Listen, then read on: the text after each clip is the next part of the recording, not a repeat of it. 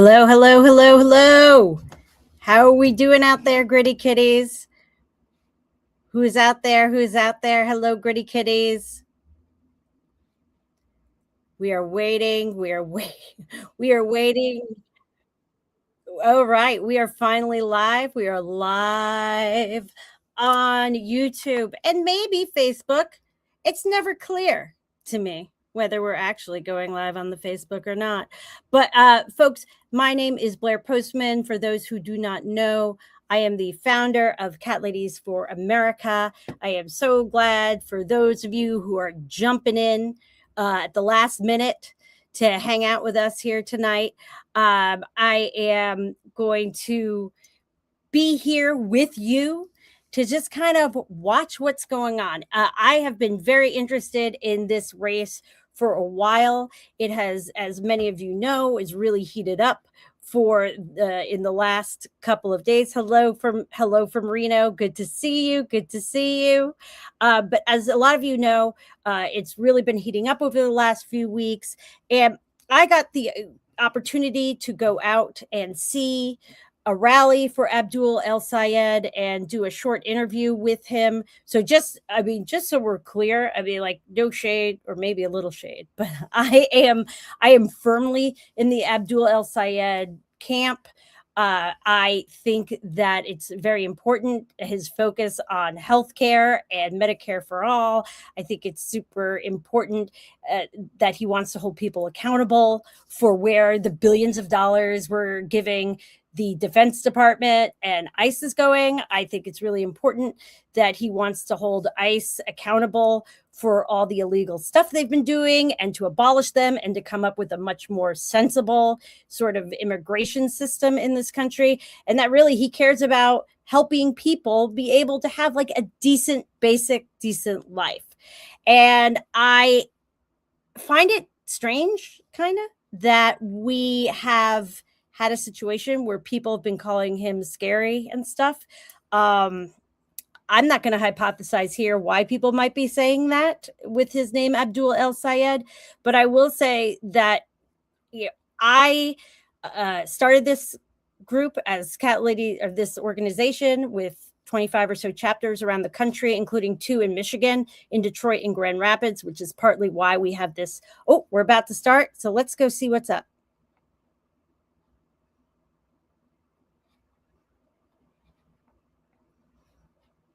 Platform, Fox Local, and Fox2Detroit.com. The second half is exclusively streaming on Fox Local.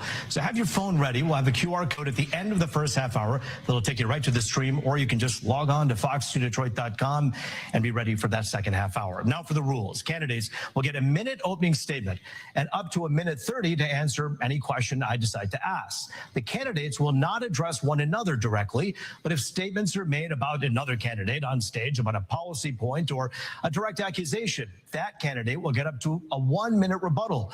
But to both the candidates, a little note: the more you make accusations, the more time you're handing over to your opponent. So let's have a productive debate that highlights what you want to do, not what the other candidate can't do. There's too much on the line, too much on the table, and people deserve substance over punches tonight. Now, I want to welcome the 2 Democratic U.S. Senate candidates, former Wayne County Health Director Dr. Abdul El-Sayed and Congresswoman HaleyStevens. To both of you, we give you a warm Fox 2 welcome. We thank you for being with us. We're taking your questions, by the way, via text, and many of those will be asked in the second half hour. Send them to 248-200-5042 or scan the QR code on your screen. The last time we did this, the system almost crashed. So many of you have questions. We know more of you will, so get on that as soon as you can. Dr. El-Sayed, you get the first opening statement tonight. Root, studio audience, folks watching at home, I am so grateful to be here. My name is Abdul El-Sayed. I'm a doctor. I became a doctor because I go 15 minutes from where I grew up and travel a difference of 10 years difference in life expectancy. Instead of practicing clinically, I went into public health, rebuilt Detroit's health department, led Wayne County's Department of Health, Human and Veteran Services. We did things like put glasses on kids, took on corporate polluters, made sure that our kids weren't breathing the worst coming out of smokestacks, and eliminated medical debt. But I'm running because it just shouldn't be this hard. I've been down to 110 different cities, 475 public events. I could go to a living room in Lansing. I could be in a church in Detroit. No matter where I go, people tell me, I need to be able to afford my groceries. I need to be able to afford my gas. I need to be able to see a doctor when I get sick. My friend is going to frame this race about me and her. It's not about that. It's about you. It's about what you deserve. It's about you deserving a politics that's not bought off by the same corporations picking your pocket at every single turn. I'm looking forward to the conversation about how we get money out of politics, put money in your pocket, and pass Medicare for all. Thank you, Dr. Abdul El-Sayed. Next up, Congresswoman HaleyStevens, you have 1 minute for your opening statement tonight. Well, thank you to everyone tuning in tonight. As we know, the stakes of this race couldn't be higher. Costs continue to go up. Our health care, voting rights, civil rights, it's all on the line, in addition to Social Security and Medicare. And if Mike Rogers wins this race, all goes by the wayside. Look, Michigan deserves a senator who can win and who can deliver. I'm the only one on this stage who has flipped a Republican seat, and I was named Michigan's most effective Democratic lawmaker in Congress because my only focus is you. Abdul is running for celebrity. Republicans are propping up his campaign, and Mike Rogers just the other day said in a secret phone call that he makes it easier for him to win, that he's the one he wants to run against. Look, this isn't about the DC or New York influencer crowd. This is about putting Michigan first, and I've got the receipts to do that, which is why Governor Whitmer and so many others are joining my campaign to win in November. Congresswoman Dr. El-Sayed, thank you both for your opening statements. Listen, just want to give you an idea of how we're going to do things a little bit differently from other debates where perhaps it's a little more formalized. This is going to be a conversation where I'm the moderator. I'll ask you questions. The time cues will be given by me. No clocks here. So let's go, and we'll begin with this. So many people have questions about affordability. It's the number one thing we hear about from people. What are they doing in Washington to make sure that life is more affordable for me? Dr. El-Sayed, what are you doing that's something that perhaps we haven't heard before in Washington that's different to keep the cost of living down? So let me just tell you, for me, it's I don't take money from the corporations who are jacking up your prices in the first place. When you're bought off by DTE and Blue Cross and Big Pharma and Big Tech and APAC, don't be surprised that there's a pro quo that comes with that quid. That money doesn't just fall off trees. $60 million from outside organizations in this race, they just come from nowhere. It's because those exact same organizations expect something on the other side, and that's that they get to expect to own your next U.S. senator. So it starts with being able to say, I'm the only candidate in this race who doesn't take any money from corporations, never have, never will. And then from there, I actually can stand up to them. I can do things like enforce our antitrust policies that haven't been enforced. I can do things like tax billionaires their wealth so we can take that money and invest it in you and your kids, in your schools. I can do things like make sure that rather than sending your money somewhere else to drop bombs on other people and their kids, we can keep that money here at home. And just in case you don't believe me, just think about this. Just last week, our friend here voted to send $3.3 billion of your tax dollars to a foreign government. That is the pro quo that comes with the quid of $30 million spent by APAC. So it really comes down to how are you funded? Dr. El-Sayed, thank you. Congresswoman HaleyStevens, we heard a lot from Dr. El-Sayed. Some of that was about your record in Washington. I want you to be able to address that, but also tell us what you would do to keep the cost of living down. Yeah, our affordability crisis is choking us out here in Michigan. You know, everywhere I go, if it's at the fish fry in downtown Detroit, or the working single mom who just the other day told me her healthcare costs continue to go up, that the grocery bill is only getting harder. We don't need lip service. We need action. And Abdul's going to talk about where employees from certain corporations are spending their money. But let me tell you about what I am doing, because DTE What are you doing? and our utility companies are selling out their ratepayers, and I'm giving them an option.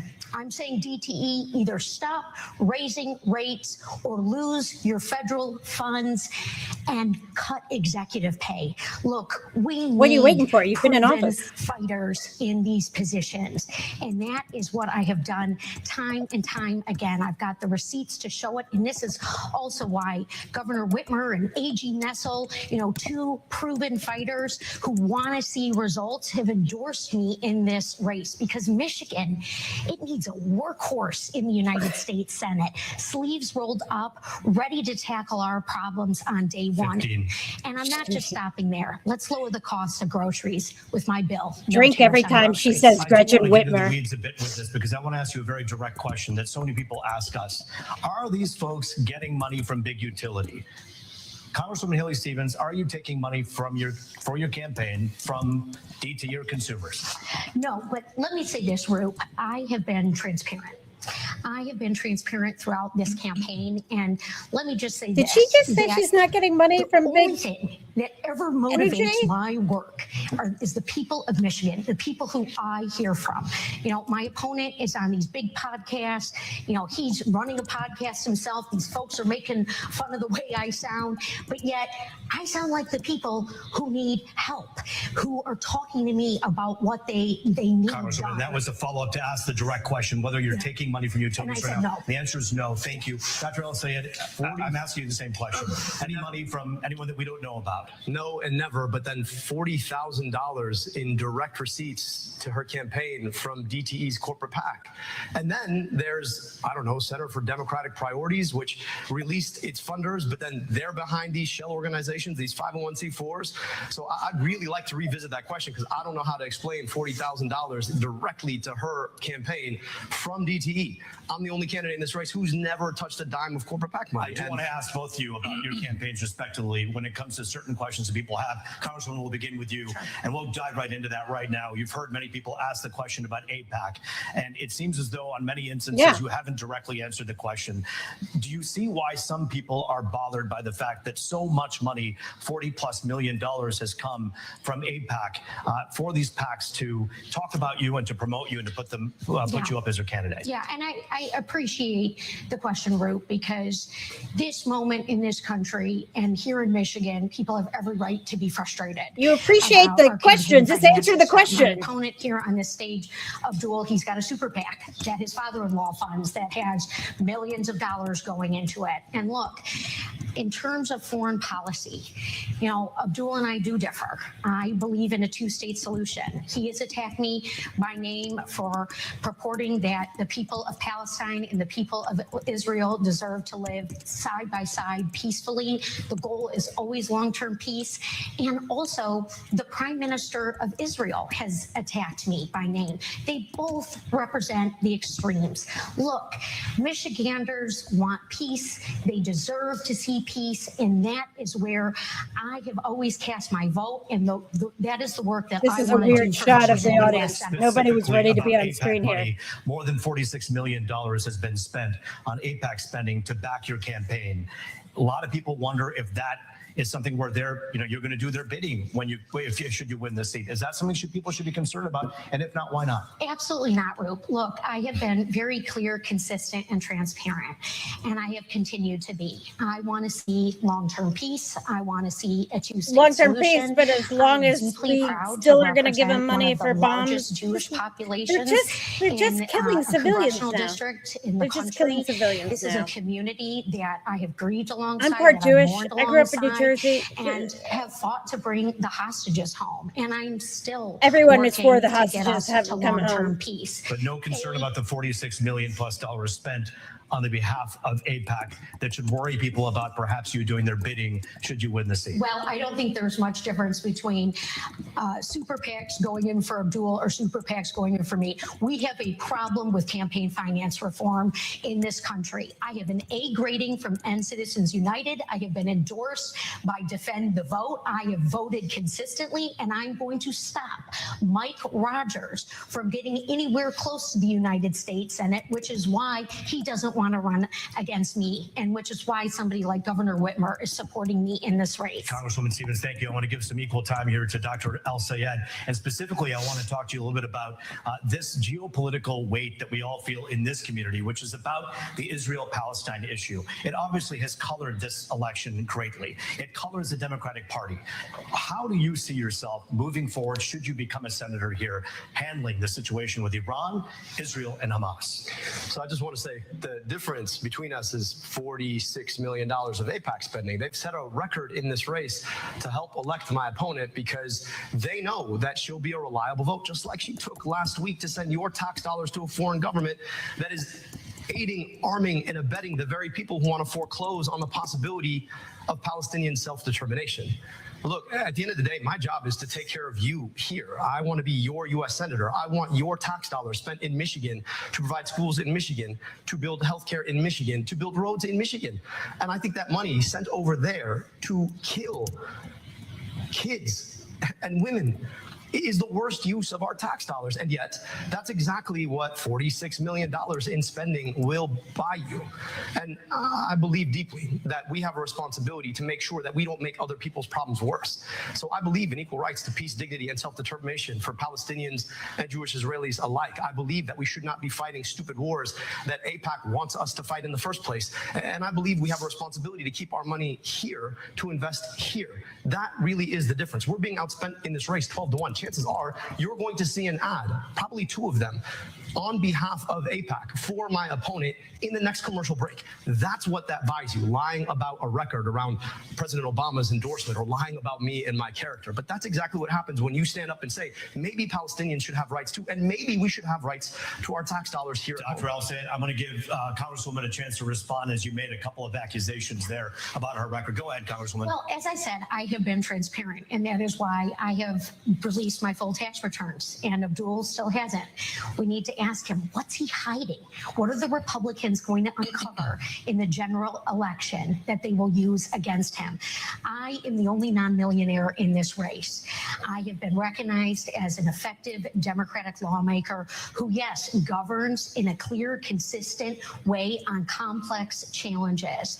I am beholden to the people of Michigan, the people who I hear from when I am in the grocery store line, people who've broken down in tears asking me how we can address this affordability crisis. And that is what I am doing. That is what I will do on day one. And I have the receipts to prove it. Dana Nessel agrees with me. Dr. El-Sayed, I do want to ask you a question about the tone and the tenor of this campaign. It is safe to say that everyone from Washington to Washington Township in Michigan are sick and tired of people pointing fingers, screaming, yelling, and insulting one another. We've seen a lot of that all across the country.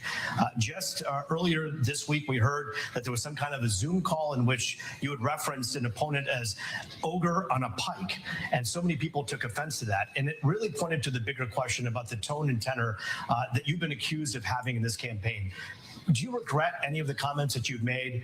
And do you think that this race could take a more productive and a more substantive tone if we get those personal slams out? Look, I took to Twitter last week and said that the tone in which people talk about my opponent is unkind. And I asked anybody who supported me to not talk about her that way. In fact, when she got booed on the stage at the Michigan Democratic Party convention, I called her personally and said that that was unkind. My supporters had nothing to do with it. But I don't think that that's the way we want to do politics. I was referring to a guy named John Fetterman, who's a senator from Pennsylvania, who has done terrible things, got elected on a set of values, and is now completely throwing those values in the mud. He did. And I do think it's important for any senator in Michigan to have a relationship with folks who are in the U.S. Senate. And if those folks are not actually acting in accordance with what they got elected on, I think it's important for all of us to have an honest opinion about what we're going to do to make sure that our Senate looks like the people it represents. But when we talk about unkindness, I also just want to speak to the fact that on behalf of my opponent, UDP, another name for AIPAC, has been running attack ad after attack ad after attack ad on my character. I'm the father of 2 daughters. I'm raising them to be stronger than any man. My wife is a doctor. My mother was the first tenured professor of engineering at her university. I was raised by strong women. To say that somehow, because I wrote an op-ed 15 years ago about what First Lady Michelle Obama, or I ran against Governor Whitmer, that somehow I'm disrespecting anybody is just inconsistent with the truth. So I really think it's important for my opponent to speak to why she thinks it's okay to spend $10 million of AIPAC money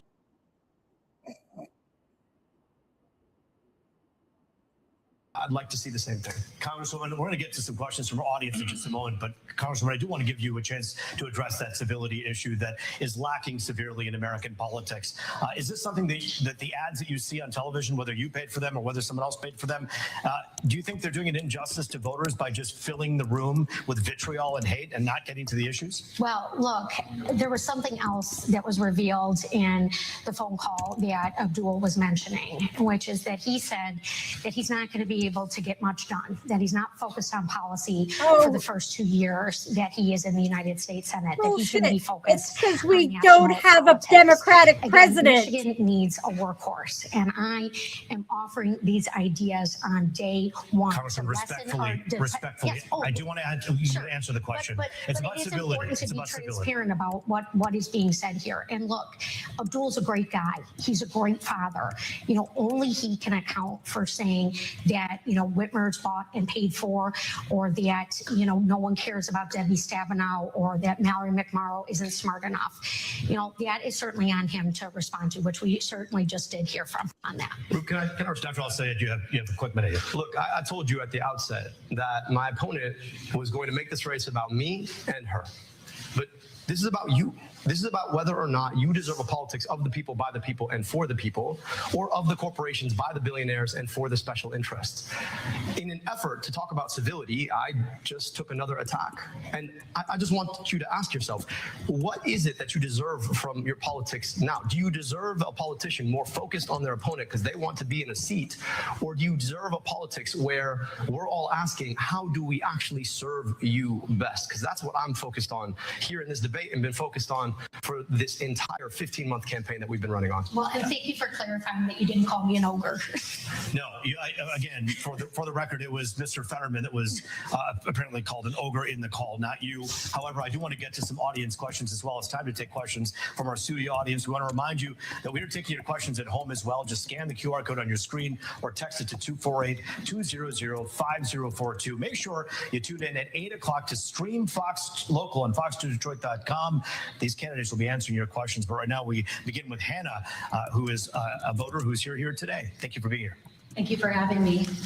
So what I wanted to ask was, compared to neighboring states, Michigan consistently ranks among one of the worst for power reliability and rate affordability. As hotter summers and severe storms strain our infrastructure, what federal policies or grid investment standards will you champion to ensure Michigan residents get reliable, affordable power? We'll begin with Congresswoman HaleyStevens for an answer on that. Yeah, well, and Hannah, thank you so much for asking such an important and palpable question to so many Michiganders. It has been deeply frustrating to see Donald Trump get rid of the clean energy tax credits. It has been deeply frustrating to see our utility bills go up and up and up. These companies do not care about the ratepayers. Right, but what have you done while you were there? I'm not offering lip service to this issue. I'm offering a solution, which is to say to these companies, either lower the rates today, or lose your federal You're saying that today, funds. but you've been in office. I voted for the infrastructure bill. I secured funds for us back here in Michigan. I want to do more of that, passing the largest climate bill in the history of this country. Donald Trump's trying to erase it. We need a science-forward agenda, delivering for us, meeting the moment for who our families are, what our children deserve, and that's why I'm running for United States But you Senate. didn't say what. Hannah, we have an answer from Dr. El-Sayed as well. Yeah, have an answer. Thank you so much for such an important question. I just want to speak directly to what's happening right now. You've got DTE, which is the biggest spender in our entire politics. They spend on 93% of the entire elected state legislature, as well as most of our congresspeople, including my colleague here. And that allows them to get away with things like building one of the largest hyperscale data centers in our state in ex parte approval. Now, that's fancy terms for saying approval without actually going through the normal process. And this is going to increase the load on our grid by more than twice. Now, we just lost our power for 5 days in a row because of a mid-level storm. We need to do a lot better. For To your me, comment. it's about transparency in policymaking. People should not be able to take that money and then turn the other cheek and then allow for these approval processes that aren't approval processes at all. I still have yet to see a plan from DTE about how they're going to improve our reliability while doubling more so the amount of electricity they're expected to provide for a data center that nobody asked for. I put out terms of engagement because these data centers, that was one of 15 that proposed last year alone. We need to be serious about the incoming threat that's going to make all of this so much worse. Thank you both, and thank you, Hannah, for your question. I want to address both of the candidates, and by the way, we are going to get to some text message questions as well from all of you at home. But I want to talk specifically about your campaigns, and I think it's noteworthy that one of the reasons we're doing this debate is to contrast the two of you, where you stand on so many issues, but also on how you go about doing your business, how you campaign. Dr. El-Sayed, I'll begin with you. The Democratic Socialists of America have not made an endorsement in this particular race, but when you go to our rally, and we've covered so many of them are from that organization. Who are you when it comes to your political stripes? Many people call you progressive. Some have accused you of being a socialist. Not that that's a bad word, but people have said when that you say accused, you make it sound like a bad word. I'm a doctor and a scientist. I mean, I'm in sales. I want What do I know? policy solutions that actually map to the problems that we face. My governing experience is rebuilding a health department in the city of Detroit, leading Wayne County's Department of Health, Human and Veteran Services. We had to go in there and work with a diverse community to be asking, what are the challenges we face and how do we actually solve them? We were able to identify the fact that our county ranked number 8 for medical debt nationwide, and we could eliminate that for a penny on the dollar. So we set aside $7 million to erase up to $700 million in medical debt. When kids couldn't get glasses, 30% of them would get tested positive for needing glasses and wouldn't get a pair. We put optometrists on vans outside of schools so that as soon as a kid got a positive test, they go out, get a full optometric exam, and get a pair of glasses delivered within 2 weeks of a vision test. Now, working with a diverse community of people, you come to realize that not every solution fits the same way. You've got to be thinking about a solution in the right way. When it comes to the question of socialism, I'm not a socialist. I'm just a capitalist who understands how capitalism works. The biggest threat to capitalism was never the idea of government regulation. It was always monopoly. I want you to think about the stuff that you have to buy, whether it's your groceries and the number of stores you can go to, or it's buying a flight to see your grandmother, or it's picking a phone or a phone provider. You have like 2 or 3 options, and that shouldn't be legal, but that's the way our economy works right now. So I think government ought to be there to regulate on monopolies and oligopolies so that everybody can actually participate in an economy without having to be forced to pay more or get paid less for the work they do. Congresswoman Stevens, another question about your campaign. We've seen just in the last few days, of course, Senator Sanders, we've seen AOC, and we've seen Elizabeth Warren just today, and they're all behind Abdul. These are the people who worked with you in the same room, have watched you for your 4 terms. Should that concern voters that they're taking the outsider's side in this case? You have a minute and a half. Well, I think that we should look at the fact that Brenda Lawrence, my longtime mentor and dear friend, Congresswoman from Oakland County representing Detroit, has been an early endorser of mine in this race alongside Governor Whitmer, Senator Stabenow, Senator Peters, who, like myself, has been recognized as the most effective lawmaker for our state. Every time she says Whitmer, drink. Clear right now, because I'm going to tell you what kind of politician I am. I am Michigan's manufacturing geek, okay? I have visited hundreds of small to mid-sized manufacturing shop floors. I have operated CNC machines in my life previous to being in elected office. I have a deep passion for the bread and butter of our state and a unique understanding of it. So when Donald Trump and Mike Rogers go to lick the bootstraps of China and start a trade war with Canada, screwing us over and selling us down the river, I will be standing up for us and securing things like the Chips and Science Act to deliver for our youth and equity and inclusion that is so very important to our future. Jobs for everyone, lower costs, and stop these abuses of power that are coming down from Trump and Rogers, who are treating it like the stock trading floor. Congresswoman Haley Stevens, words, Dr. El-Sayed. We thank you so much for your time. We're not done at all. In fact, the debate is only halfway through. Our conversation continues. We have a lot of text messages. This bat phone's been blowing up when it takes some of your questions. The debate continues on our streaming platform, Fox Local. Here's what you do. Scan the QR code on the right of your screen. Go right to fox2detroit.com if that's easier, on your phone, iPad, or on your connected TV, Fox Local. The candidates will answer more of your questions, and we'll hear from more of our studio audience as well. We've already received more than 700 text messages. We're going to comb through them, get to a couple of them after the break. I'm Roop Raj. We'll see you in a few minutes.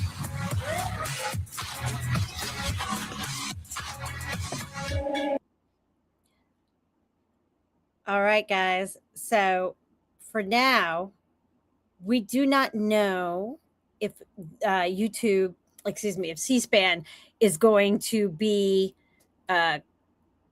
keeping this. Let's see. Your calls, sex, social media, news of the day. Let's see what he's saying here. Elections. A lot of people have also been weighing in on the war against Iran.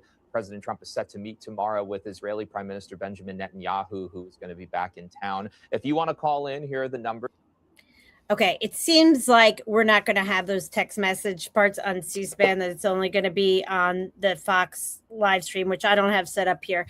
But just to counteract some of what she has been saying, and I'm going to take this, I'm going to stop sharing this one. It's if you want to see a website that can help describe and all the detail about what she was not correctly saying, what she was not correctly talking about with her. I'm sorry, I'm just trying to do two things at once here. Here we go. I'm trying to pull up. Well, I don't have it handy. Anyway, so there was a lot of points in there that she was making. I thought it was really interesting that the moderator was telling her, she needed to be on point. She needed to answer the question. She just couldn't say Whitmer enough times. There weren't ever going to be enough moments in this debate where she could say the word Whitmer.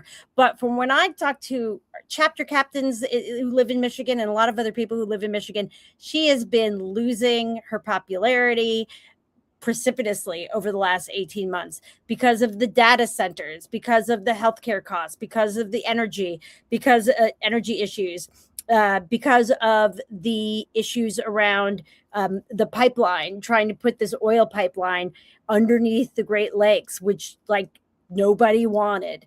So if you can go over to the Fox stream and catch that, I would recommend it. But I think that she seemed pretty desperate. She was pretty ingenuous and evasive about the money she's getting from PACs, including APAC, but also all these corporations. Just go to her website and if you go to something like Integrity Index, for example, you can see a lot of the different PACs that she has taken money from. This is just a snapshot of them. And that's Integrity Index, I believe, .us. And you really get a sense for how incredibly indebted she is to so many different corporations. And I'm leaving this quote up here because I think it's important. When Abdul said, "I'm not a socialist, I'm a capitalist who understands how it works. The biggest threat to capitalism was never regulation, it was monopoly." And I think all of us have felt that. Guys, again, my name is Blair Postman. I am the founder of Cat Ladies for America. Thank you. This was just an impromptu jump on to live stream this with folks and get the pulse of everybody who's watching and try to debunk some of the BS. If you come join us on August 9th, we're going to have Catty Chats live with a couple insurgent congressional candidates from around the country in Reno and I believe in Central California. And we're going to be doing those live streams a lot. And Catty Chats Live, where we are going to have all kinds of experts, really well-known folks talking about voting rights, ICE, and sort of all levels of First Amendment. A lot of that is where ICE and First Amendment and voting kind of are overlapping a lot these days. And so we're going to have a lot of folks who can RSVP on Mobilize, or you can see the live link where you can set a reminder to join us on September 13th for our Cat Lady Palooza #2. So we're going to be doing a lot of live streaming. in the next few months. And our new season of our podcast, Caddy Chats, is going to involve a lot of live stream episodes that you can catch wherever you get your podcasts, video or audio, but also in the moment here on YouTube and Facebook. All right, guys, I am going to get back to editing a podcast episode, as a matter of fact, but I wanted to make sure, like, we all got a chance to see this. All right, claws out. Wow.